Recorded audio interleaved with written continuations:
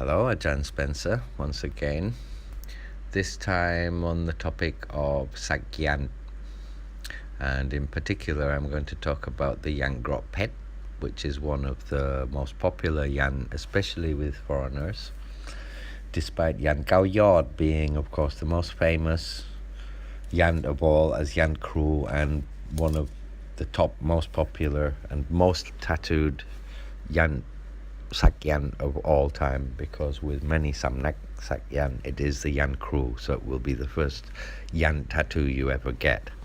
But despite this, the story and the mass of interesting information which is available on the Diamond Armour Yantra, the Yant Grao Paetch, and because of the beauty of its design and the meaning of the diamond armor, many people and foreigners especially, well, Thais and foreigners, is very popular.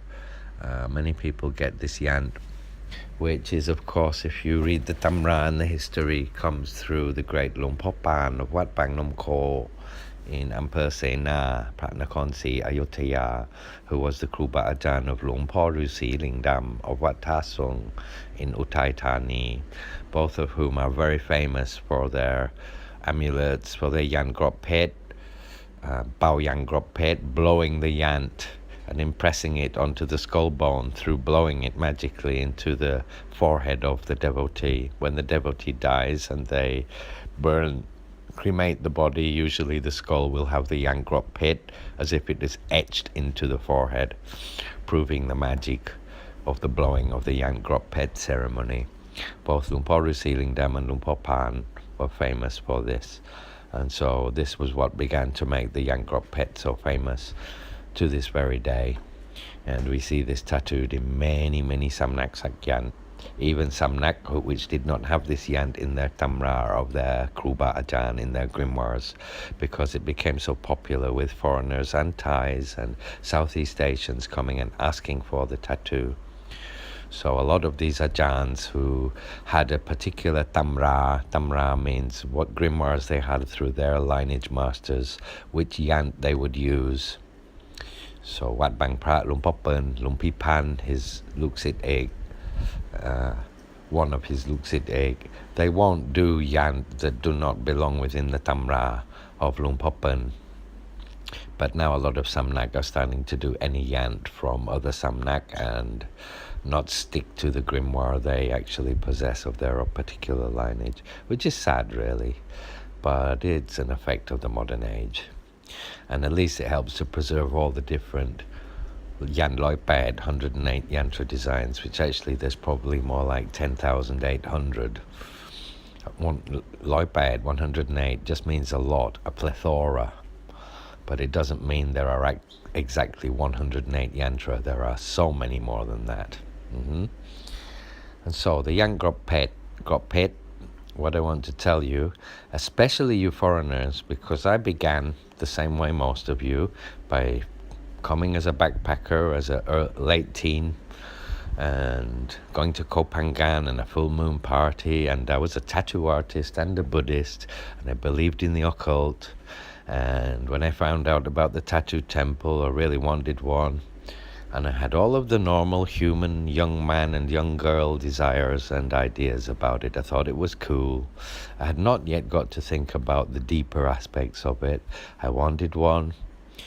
For all the reasons, the worldly and the spiritual, I thought it would help me to keep my practice and remember my precepts.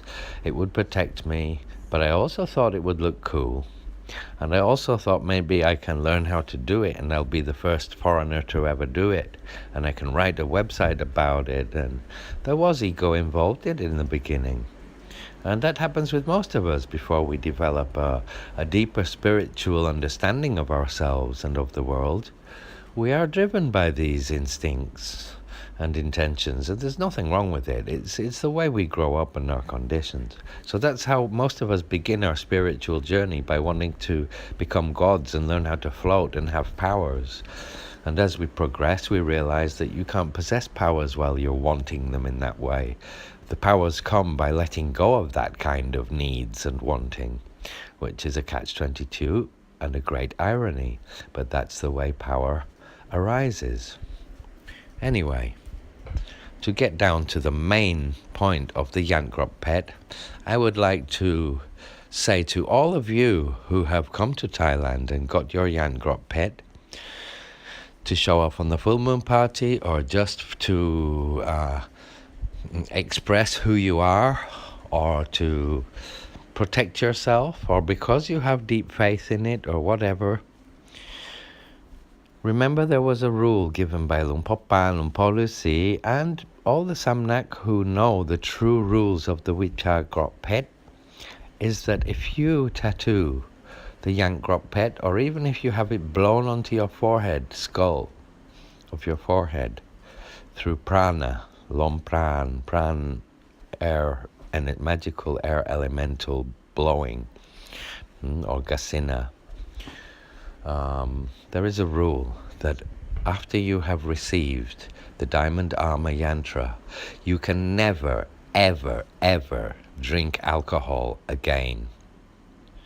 If you have a Yant Grao Paetch tattooed on you and you drink alcohol, get drunk, the Yant will suam, Yan suam. It becomes a Yan suam, which means rotted. It's gone bad. It's become, how would you say, tainted, polluted. It's become polluted. And it won't protect you, and it will become completely useless.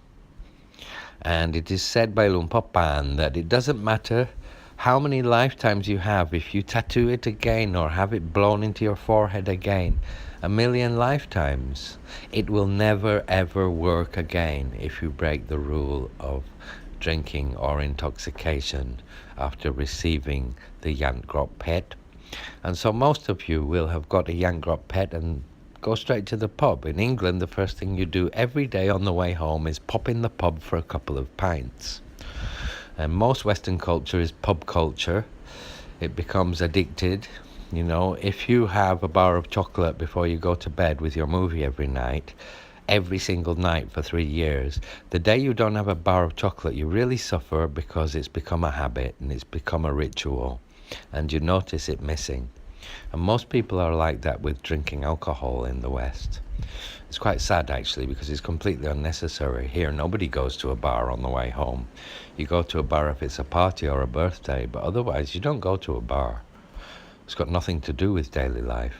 But in the West, it has to do with daily life. And I know it's impossible for most of you to do without that. So what I would say is, forget getting the Yant Grao Paetch because you think it looks cool and you love the meaning and it's so deep and powerful and meaningful, because you're going to ruin it on your way home by passing into the pub and having a drink. So let it be known, if you drink alcohol and you have a Yant Grao Paetch, well, I won't be impolite by saying you're a complete imbecile. You can say that to yourself. But I will say that you, without knowing, have destroyed the whole meaning and power of your Sak Yant. And remember that Sak Yant is not just a nice design. It's something that has rules that come with it. And if you're not prepared to take those rules into your life and apply them, then don't bother getting the Yant, because you're making a mockery of the sacred Wicha of Yant, and you're making a mockery of yourself. I'm sorry to say that, but I wish to reveal the seriosity and the rules of Sak Yant. And in this case, speaking about one particular Yant, the Sak Yant Grao Paetch, the Diamond Armour Yantra. There are other rules with this Yant too, but I think for this episode, I've already managed to explain the heart of the matter. So consider this when you are considering getting the Yant Grao Paetch tattoo.